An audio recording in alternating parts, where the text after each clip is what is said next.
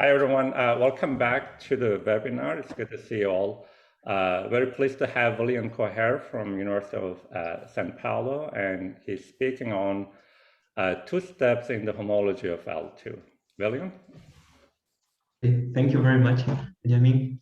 I would like to start by thanking the organizers and thanking you all for coming today.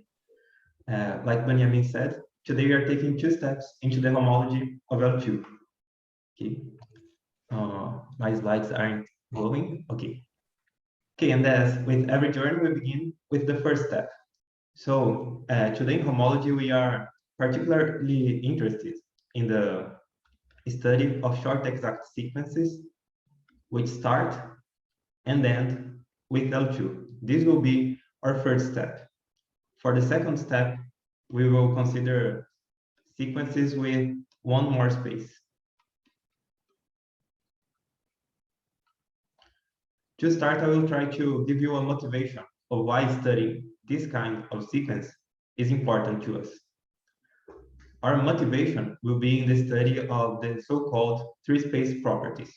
So we know that many properties of Banach spaces pass to its subspaces and quotients. For example, we have that finite dimension pass to subspaces and quotients because the dimension can only decrease. The same way, separability is a property which passes to subspaces and quotients because the topological dimension also only decreases. Reflexivity is a question of checking whether the canonical inclusion into the bidual is surjective. You can check that it also passes to subspaces and quotients. Being a Hilbert space, because we can restrict our inner product to a subspace or quotient it. Having non-trivial type is also a property which passes to subspaces and quotients, because the type can only increase when you pass to a subspace or a quotient. And having non-trivial cotype also, because it can only decrease. So we could ask about properties which go from the to the inverse direction. So these properties here obey the following: if X has P and Y is a subspace of X, we are always supposing that subspaces are closed here. Okay. Then we have this implication: Y and X quotient Y have P. We could ask for a reverse conclusion. We could ask for properties such that if Y and X quotient Y have P, then it follows that X has P as well. These properties which satisfy this are called three-space properties. Okay. So let me give you some examples of three-space properties. Here I just repeated the definition so we don't forget it. So some examples. Having finite dimension, this is obvious because X is just Y direct sum X quotient Y linearly. Separability too is a three-space property because one can check that the density of X is the maximum of the density of Y and the density of X quotient Y. So if Y or X quotient Y and X quotient Y are separable, then it must follow that X is separable as well. Reflexivity too is a three-space property. Again, it's a matter of checking whether the canonical inclusion is surjective. Being isomorphic to C0 is also a three-space property because if we have Y isomorphic to C0 and X quotient Y isomorphic to C0, then since separability is a three-space property, it follows that X is separable. And recall that C0 is separably injective. That is, it is complemented in every space, in every separable space in which it is inside. So it follows that X is isomorphic to C0, direct sum C0 with C0. At the same time, being isomorphic to L1 is also a three-space property because L1 is projective. being isomorphic to L infinity is also a three-space property because L infinity is an injective space. Having non-trivial type is also a three-space property. It follows from the work of Enflo, Lindenstrauss, and Pisier. Also, Kalton gave a proof for that.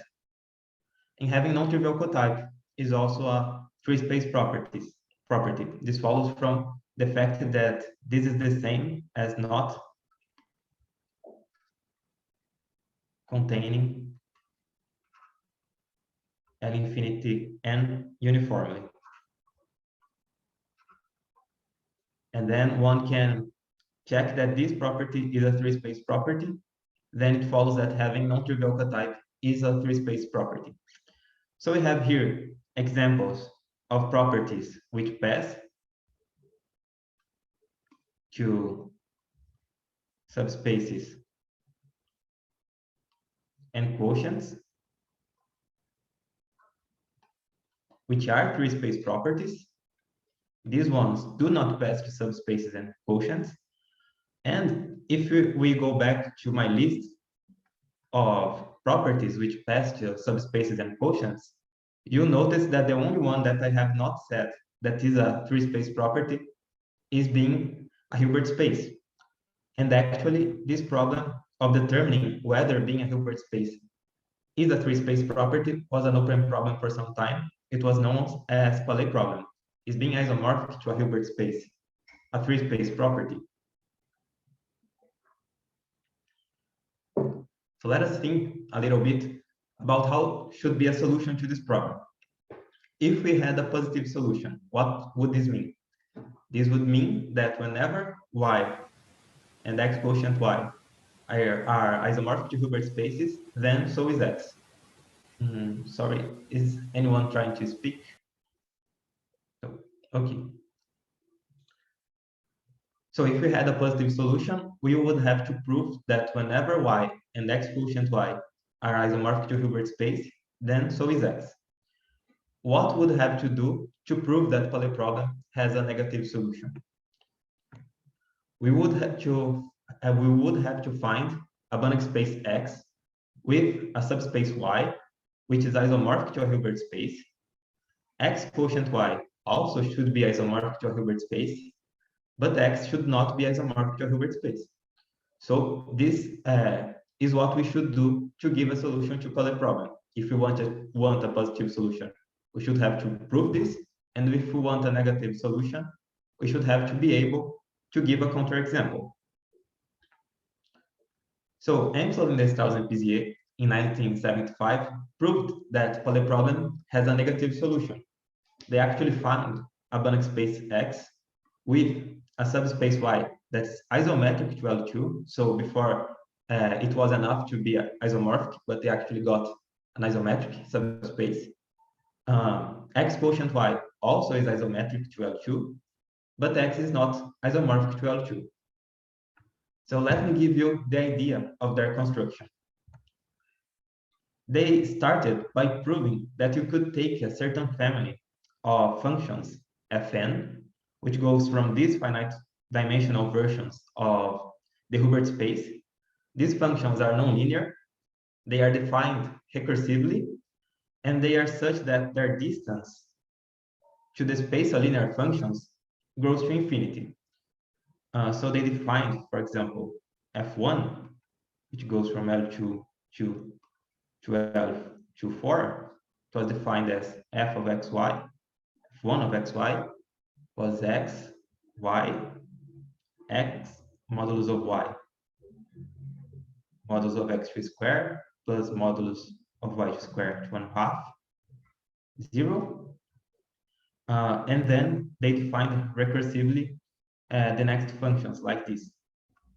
Fn plus 1 of xy was Fn of x, Fn of y, x norm of y,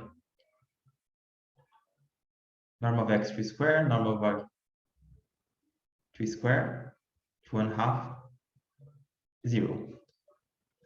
So what they did, they proved that with this definition, they got a family of nonlinear functions such that their distance to the linear operators grew to infinity. Once they had that, I have a question. Sorry. Yes, please. How do you measure the distance between Fn and the space of bounded operators? Yeah, it is the supremum of norm of x plus 1, norm of f of n of x minus t of x, and then you take the supremum with t linear. Okay? These functions are homogeneous, so you can just check here on the sphere. Okay? Thank you. You're welcome. Okay, once they have those functions, they defined a finite dimensional Banach space, which we'll call here LPN, which linearly was the direct sum of those two spaces appearing in the definition of our functions. And their norm was defined as the norm in which the unit ball is the convex hoop of the points of this form, 0y and x, fn of x, with their norm smaller or equal to 1. So with this definition, what happens? The second coordinate, if we take here, let me call yn, to be 0, y, such that y lies on L2 of the corresponding dimension inside ELPN. Then this space is isometric to L2 to n. Sorry, there is it's here below, right? The corresponding quotient is also isometric to L2, now L2 n, and they proved that if P is a projection from LPN into YN, then the norm of P should be bigger or equal to this distance of Fn to the space of linear operators. So if we had a projection in each of these spaces, its norm should be growing to infinity. So they just took now the L2 direct sum of these spaces, and then any projection here on the second coordinate of its space could not be bounded. Okay. So doing that, they got a counterexample which showed that Palais problem has a negative solution. And it should be mentioned that their construction generalizes to the LP spaces with P between 1 and infinity. For P equal 1 and infinity, we already saw that being isomorphic to LP is a three-space property because of injectivity and projectivity. Okay, so now we know that there is one example like that. We could ask, now that we know that this example exists, what is behind this construction? What is in common between all possible examples that exist? Is this the only possible example?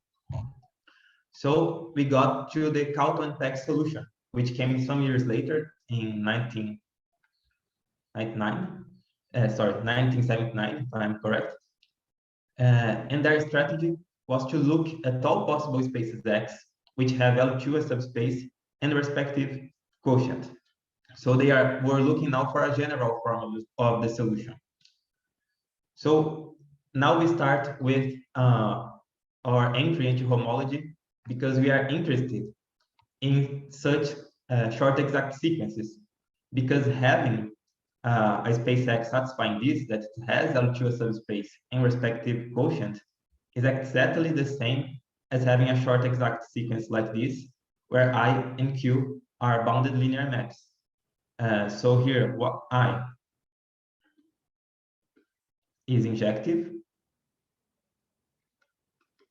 its image equals the kernel of Q, so it's closed, and therefore I is an isomorphism.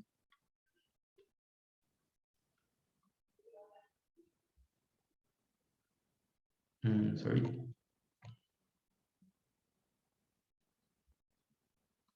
Between L2 and its image. And the respective quotient will be L2 as well. Okay, so they were interested now in getting this general form of the solution, of studying all possible short exact sequences like this. So since we want to find counterexamples to Palais problem, we don't want the direct sum.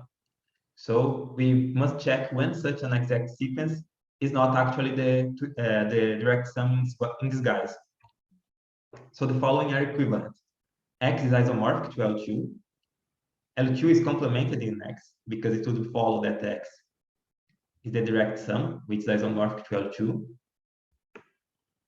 There is a bounded linear retraction from X into L2, okay, for I. So this is just saying that there is a projection here for the image of L2. There is a bounded linear section S from L2 into X.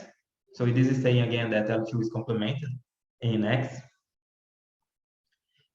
So these are conditions which give an equivalence for us for X being isomorphic to L2. So we have this curious condition here of the retraction and section. And what Kalton and Peck noticed is that we can always get a bounded homogeneous section for Q and the linear section for Q. So we have here that being isomorphic to L2 is the same thing as having a linear and bounded section for Q. They notice that if we drop some conditions, we can always get sections. They notice that we can get a bounded homogeneous section or a linear section. So bounded homogeneous here is that the supremum, a norm of Bx, norm of x equal 1 is finite. Okay, and what they notice is that these two maps, B and L, control the behavior of our space X.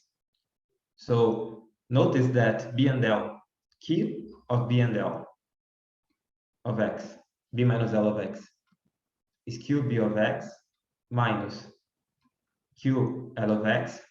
They are sections for Q, so this is just X minus X, that's 0. So B minus L of X is inside the kernel of Q, which is the image of I, since our sequence is executive. So we can take the pre-image of I of this vector, and we get a map which goes now from L2 into L2. And this map F is what controls the behavior of our space X. This map F determines what should be our space X. More generally, so we are dealing with the three space properties. We want properties which pass from subspaces and quotients to the whole space. So we could in general study these short exact sequences. Let Y and B be Banach spaces. Then they gave a name, which is a twisted sum of Z and Y. In that order is a short exact sequence like this. And this just means that Y is isomorphic to a subspace of X, and that the respective quotient is isomorphic to Z. It's exactly the same thing. And they got a condition here on the space X, which is that X is a quasi-normed space. It's not necessarily a normed space, and we will see soon why they got this. So let me just recall what is a quasi-normed space. So recall what is a quasi-norm. A quasi-norm is a function which behaves like a norm. Okay, it's almost a norm. We have that norm of x at 0. Norm of x is 0 if and only for point 0. Norm of lambda x is modulus of lambda norm of x. And what it fails is the triangle inequality. We have a scaled version of the triangle inequality. We have here this constant c, which appears. And the classical examples of quasi-normed spaces are the LP spaces for P between 0 and 1. So they ask here that this space is a quasi-normed space. And like I said, we will see as soon why they ask this. Okay, and again, we are interested in the free space properties. So in general, if we want to prove that a property is not a free space property, it is not the it's not the direct sum that will give us a counterexample. So if y and x quotient y have p, usually x has p. Okay, so they were interested in checking that the twisted sum that they got was not, sorry, usually this. I wrote completely wrong here, sorry. If y and z have p, usually y direct sum z has p. So they did not want to do all the work of getting a twisted sum just for it to be the direct sum at the end. So they had to get a way to check that their twisted sum was not just the direct sum in disguise. So they had this notion of equivalence of twisted sums. So if we have here two twisted sums of z and y, they define this notion of equivalence, which is the existence of an isomorphism T, which goes from the first space into the second and makes this diagram commutative. So this is basically saying to us that y and z are inside x1 and x2 in essentially the same way. Okay. And now we have here some homology language. They denoted, it was not they, but we have this notion of the x of zy, which is the set of all those twisted sums modulus this equivalence relationship. Okay. And if let's get some water. Okay, so we have this space x of zy of all those twisted sums modulus this equivalence relation. And we say that x of zy is 0 if every such twisted sum is just the direct sum in disguise. Okay, so we can interpret Enflo and Lindenstrauss Pisier result that Palais problem has a negative solution by saying that x of value 2 is not 0. And like I said before, we have those maps which control the behavior of our twisted sums. There was nothing special about getting the bounded homogeneous and linear. Sorry, something happened here.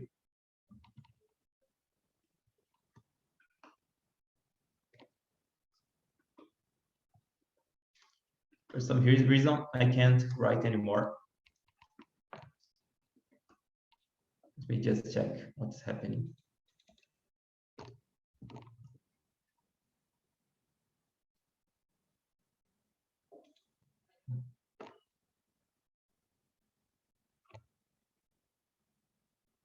Can you see my screen properly? Yeah, we see the screen. Yeah. Is it full screen? Not right now. No? Okay, let me try again. Yeah, click on the pen. I think maybe you unclicked. Sorry? I think you changed the mode of your mouse, so it's not pen anymore. So that's why you cannot write. Mm-hmm. Let's see. Is it full screen now? It is, yes. Okay, thank you. Now it writes. Okay. Thank you. Sorry about that. So like I said before, if we had L2 and L2 here, Kalton and Peck noticed that we could get the bounded homogeneous and the linear section for Q, but there was not really nothing special about L2. The result was really for general Z here. So we can always take this bounded homogeneous and this linear section for Q, and we can always define our map F, which goes from Z into Y. Now, like I said, this map is which governs the behavior of our space X. And with this map, we can build another twisted sum. So we can take here linearly the direct sum of y and z and put on it a quasi-norm, this quasi-norm. So the quasi-norm of an element yz is almost the direct sum norm, except that we twisted it by the quasi-linear map z, by this map f, which goes from z into y. And we let y sum fz be the corresponding quasi-normed space. What they showed is that, first of all, y is a subspace of this space. It enters as the first coordinate. If we quotient the second coordinate, we get z. So we have here a twisted sum of z and y. And what they showed is that this twisted sum is equivalent to our twisted sum. So we have here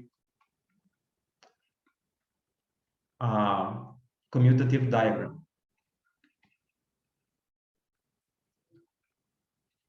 That is, our spaces y and z are essentially in the same way inside X and inside this space y sum fz.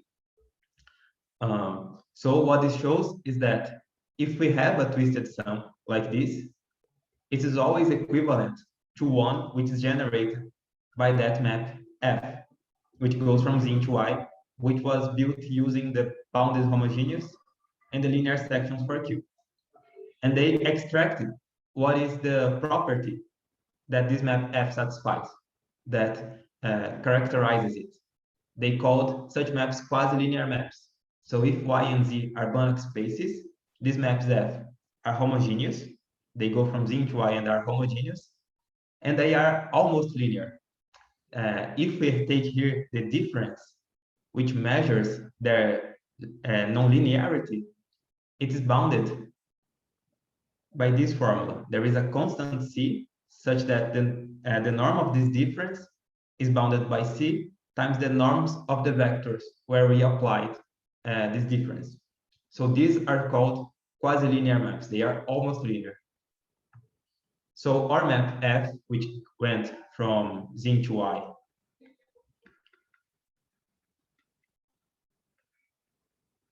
is a quasi-linear map. So every twisted sum induces a quasi-linear map, and vice versa. They prove that twisted sums are in direct correspondence with these quasi-linear maps. Every quasi-linear map generates a twisted sum, and every twisted sum is generated by a quasi-linear map. And like I said, these quasi-linear maps control the behavior of our twisted sum. We do not want to go to the trouble of constructing a twisted sum just to discover that it was the direct sum in disguise. So they got a criterion using the quasi-linear map to determine when the twisted sum was trivial or not. So the following are equivalent. Y is complemented here in our twisted sum obtained with this quasi-linear map. Again, there is a bounded linear retraction for the inclusion. There is a bounded linear section for the quotient map. Our direct sum, our twisted sum is equivalent to the direct sum. And here appears the criterion with the quasi-linear map. There is a linear map L, which goes from Z to Y, such that this difference is a bounded homogeneous map. So the supremum or norm of F, L, at X, the Z, norm of Z, smaller than 1, is finite. So at the end of the day, what characterizes our twisted sum is this quasi-linear map F and how far it is from being a linear map. And if any of these conditions are satisfied, we say that this object that we constructed, y sum fz, or just f, is trivial. And with that, they got another example for a Palais problem. They constructed a quasi-linear map from L2 into L2 and got the so-called Kalton-Peck space. So they define this map KP, which on finitely supported sequences is defined like that. KP of x is the sum of xn log of modulus of xn over norm of x en. And here we take the L2 norm. So this is the definition for finitely supported vectors. They proved that this extends to a quadilinear map on the L2, and the corresponding twisted sum that we get using that construction of norm of y minus kp of z 2 plus norm z2, this is non-trivial. That is, L2 is not complemented in this space. And the idea to prove this, that L2 is not complemented in Z2, will be important for us later, but it's the following. If it was trivial, then recall our condition for triviality using quasilinear maps. It should exist a linear map on L2 such that this difference is bounded. We can use an argument to prove that this linear map is actually a multiplication map by some vector. So L of a sequence xn should be the sequence an xn.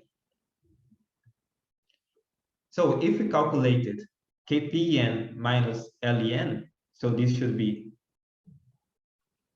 bounded.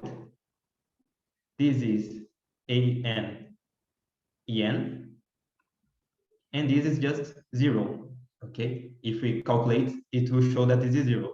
So this would prove that A is bounded.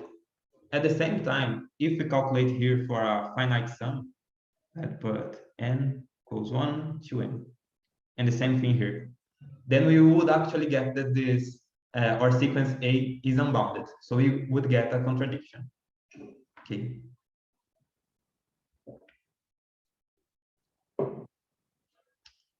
So they got another example for Palais Problem of a Banach space which has L2 as subspace, and the corresponding quotient is also L2, but the space is not L2.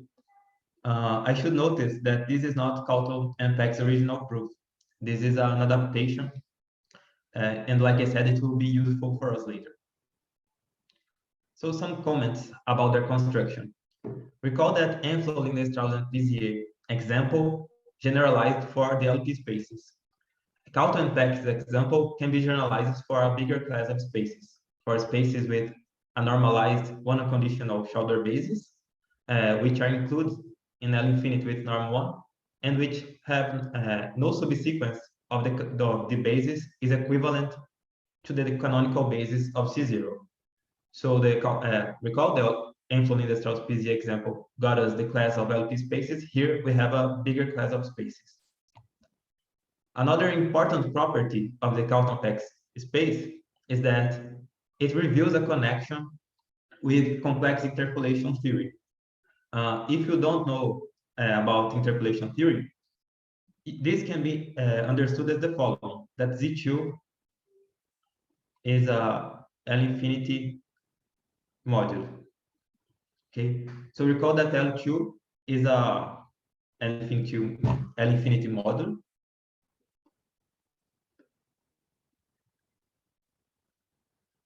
We can multiply coordinate-wise by an element of L infinity, and we have here this nice inequality.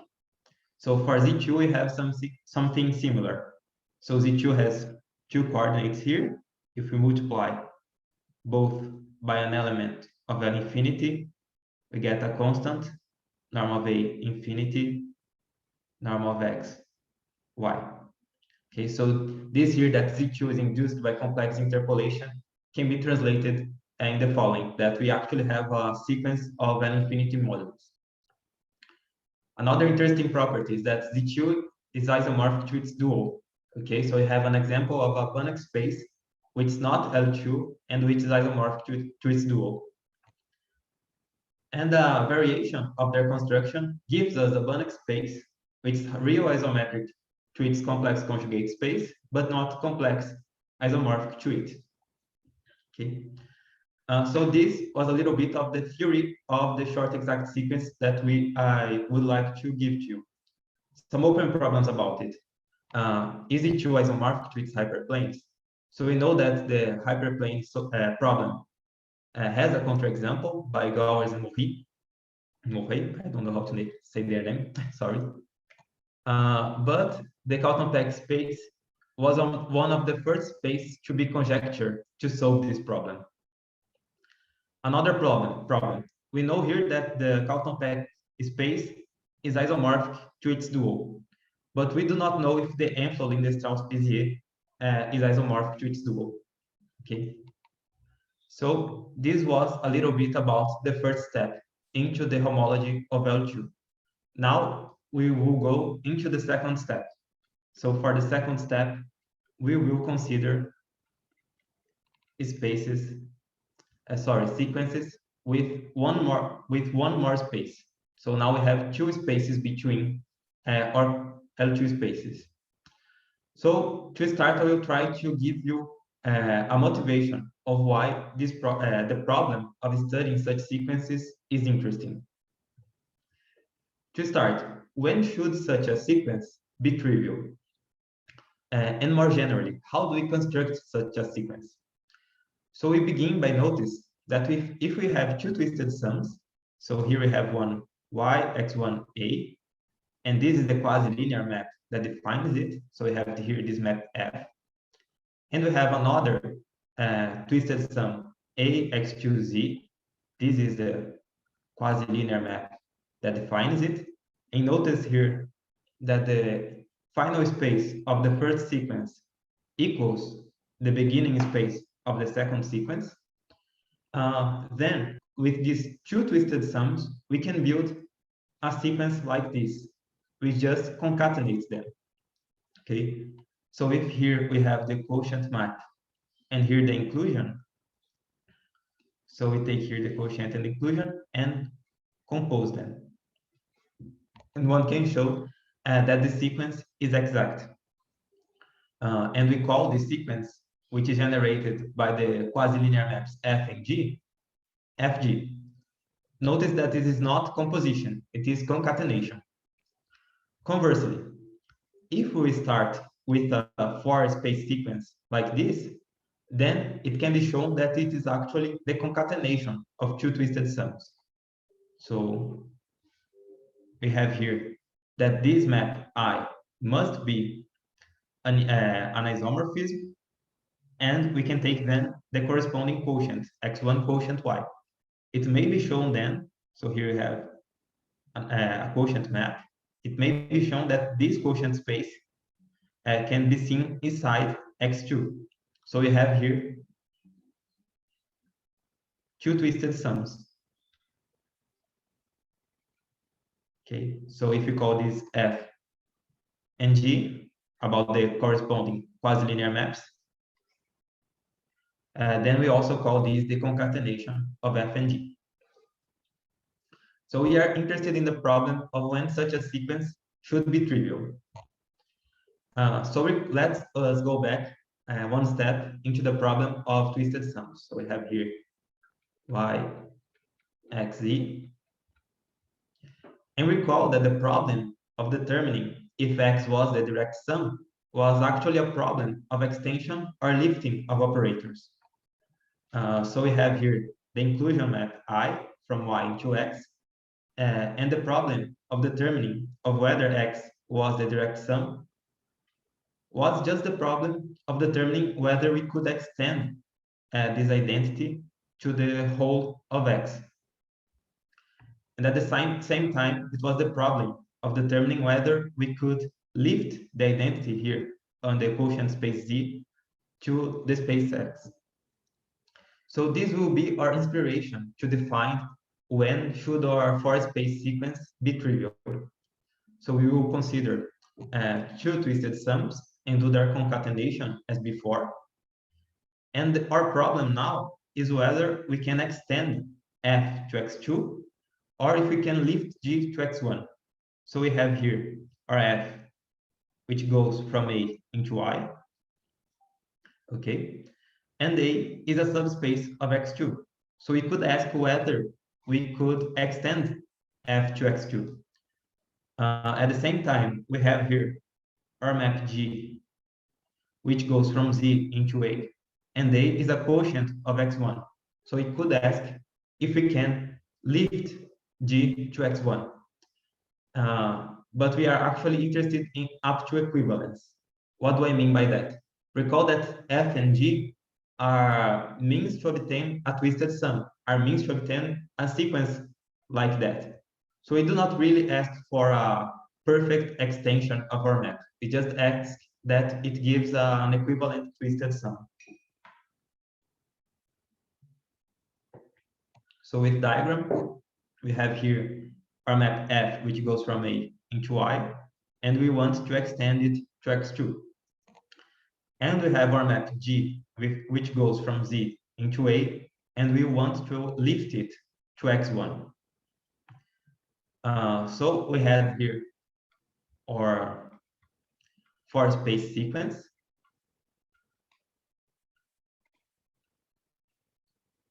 And we could split it like that. So I just wrote this here like this.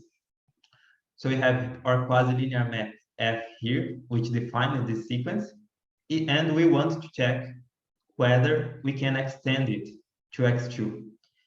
So, but recall that a quasilinear map is a mean to obtain a twisted sum.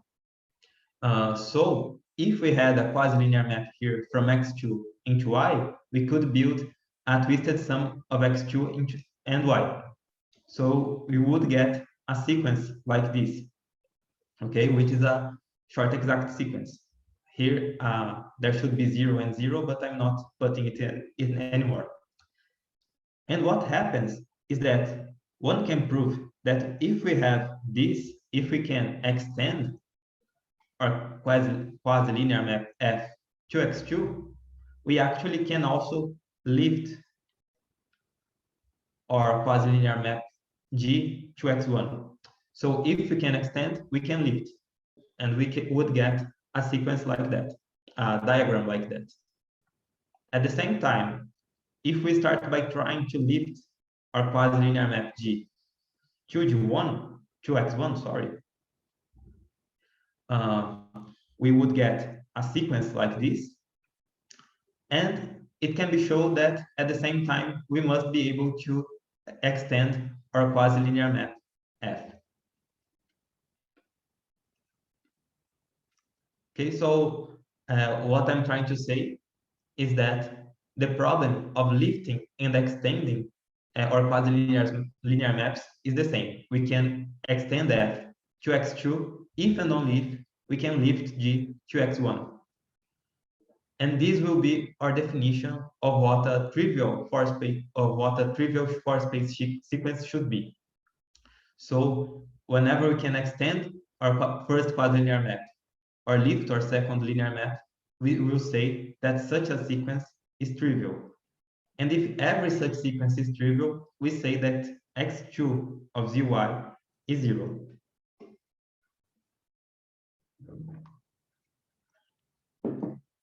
But now I'm using this language again of homology theory. So it should be noticed that from homology theory, there is a notion of what an equivalence of four-space sequence should be. And there is also a notion of what a trivial sequence should be. The trivial sequence in homology should be this. Here's 0 map, Z, 0. And there is a notion of equivalence, which we will not enter in details here because it's a little bit complicated. But what's important for us is that if we use our previous definition of extension and lifting of quasi-linear maps and the definition from homology theory, they agree on what a trivial sequence should be.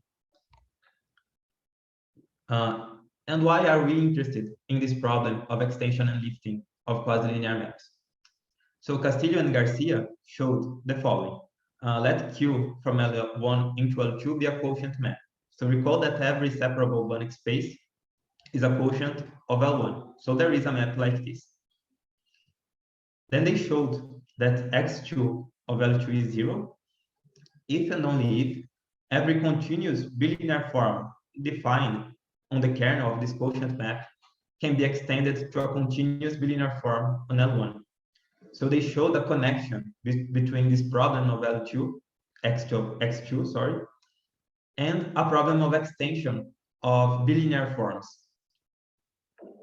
There is also an old open problem about whether the kernel of a quotient map like this has an unconditional basis. And they again show the connection between X2 and this kernel. They show that if X2 of L2 is 0, then this kernel does not have an unconditional basis.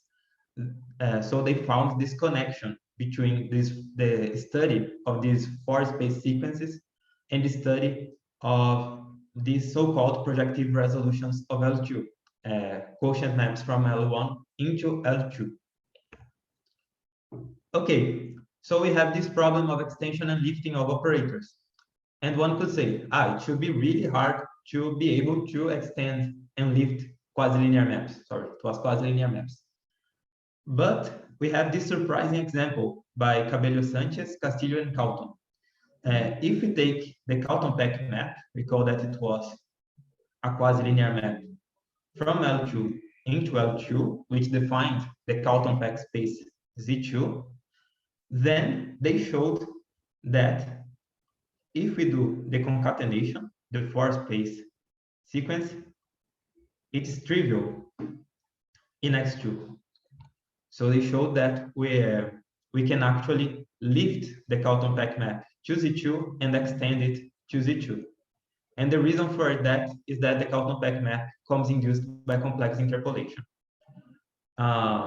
And Kalton conjecture that if omega and psi are 2 quasilinear maps induced by complex interpolation, then their concatenation is 0. And together with Cabello Sanchez, Castillo, Ferencia, and Garcia, we actually showed that X2 of L2 is not 0. So that there is a 4 exact sequence of Banach spaces starting and ending with L2, which is not trivial. And we were able to take L2 as auxiliary space. So recall that we should have here F from L2 into A. Sorry, it was G. And F from A into L2 quasilinear maps. We took A equals to L2. Okay. And our quasilinear maps were induced by complex interpolation. So our construction disproved Kalton's conjecture.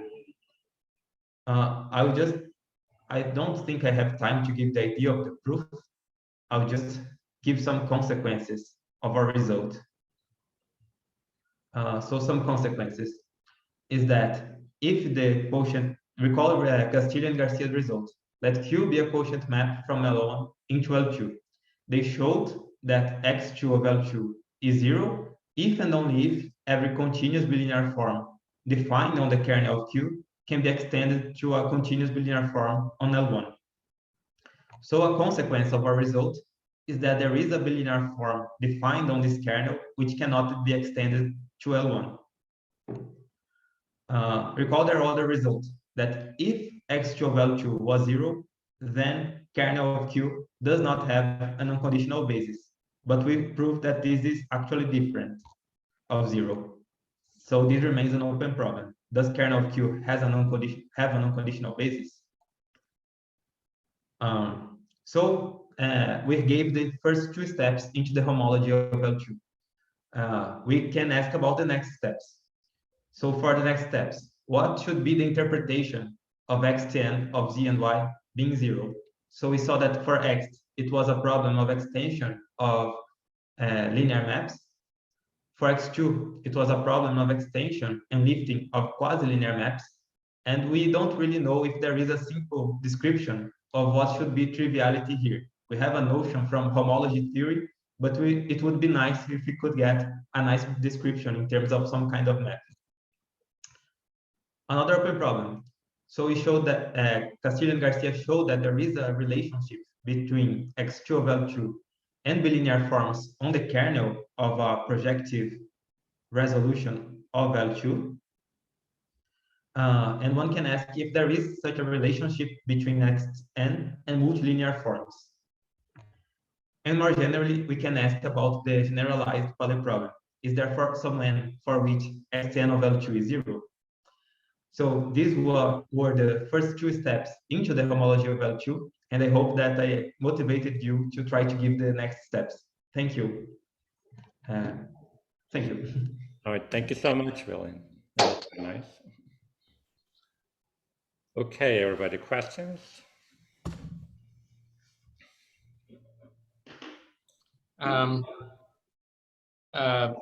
Thank you. Thank you very much for a nice talk. I have a question about the way you define twisted sums. So you have this homogeneous map B and then a linear map L. So I take it that L is not necessarily bounded, right? The linear. Yes, the linear part. Yes, the linear is not necessarily bounded. Okay, and B itself, do you get any kind of continuity or not? Or just boundedness? It must follow that it is continuous at 0, right? Because it's bounded. Right. Okay, but I don't think that we get a general result about it being continuous in another points, just at 0. Okay, thank you very much. You're welcome.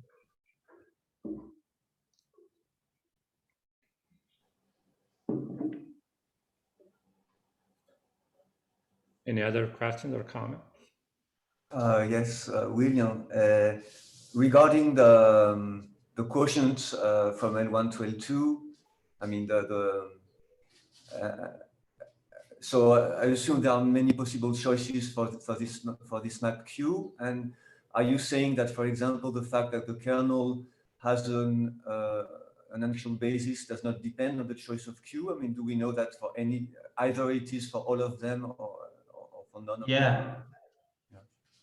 If I recall correctly, if we have here Q and P quotient maps from L1 into L2, it can be shown that we have a diagram like the following.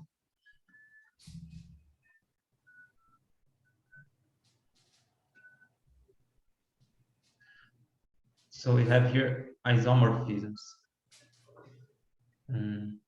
But I cannot remember if this can be the identity or not. But we do have isomorphisms. So actually anything we can prove about kernel of P, we have the same about kernel of P. Okay. And another question, actually it's 2 questions. If you have a Banach space X such that the X2 of X is trivial, does it imply that X of X is trivial? Is there any implication of this form? And the second question would be, do you know examples of Banach spaces X for which X2 of X is trivial? Let me think. Well, if our space is projective or injective, X is trivial and every Xn is trivial, right? I don't think that X2 of being 0 implies that X is 0. If the X is 0, then X2 must be 0. Okay, so there is a relation, okay. There's a relation in this direction. Yes, but not the other one. I am almost sure that Felix Cabello Sanchez and Jesus Castillo and Ricardo Garcia got an example of a space for which X was non-trivial and X2 was trivial, but I must check that. I can send you it later. Okay. Yeah. And they had, yeah, and you can use this example of L2 to find also show that X of X is different from 0 for other X, right? If I remember, B convex or I mean, yeah, it should be a space that has L2n uniformly complemented inside it. Okay. but it also implies that x2 of LP is non-trivial for every p. Right. Okay. Okay. Between Thanks. 1 and infinity. Okay. Thanks a lot. Okay, thank you. About what you have written here about the kernel of P and kernel of Q, what exactly you said we know about between kernel of P and Q? I don't really know. I mean, this I don't know diagram. anything about this kernel, right? Yeah, so I what know that it exists. yeah, so what does this diagram tells me again? So that you draw. Yeah, that if we have two such surjective maps, two quotient maps, then the kernels must be isomorphic. They must be isomorphic. Yeah, so if one of them has an unconditional basis, the other must have one too. Like why they are isomorphic? I mean, is this something? I don't remember the proof, sorry. Okay. I can check it for you and send you later. All right. Okay. Thank you.